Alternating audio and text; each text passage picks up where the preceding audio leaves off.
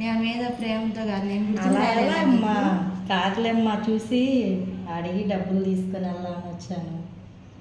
నాకు మాత్రం ఎవరున్నారమ్మా, నువ్వు అన్నయ్యే కదా, అందుకే అడుగుదామని వచ్చానమ్మా. అయ్యో అన్నయ్య క్యాంప్కి వెళ్ళాడమ్మా. ఒక 2000 ఉంటే ఇవ్వమ్మా. ప్రతిసారి మీ అల్లుడి గారిని అడగాలంటే చిరుబుర్లు ఆడుతుంటాడు.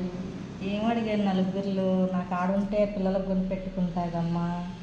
2000 ఏంటమ్మా, 5000 ఇస్తాను, తీసుకో, ఎంజాయ్ చేసి రండి, వెళ్ళండి. సరే అమ్మా, ఎప్పుడు తిన్నావో ఏమో, ముద్ద అన్నం తిందు గండ్రా.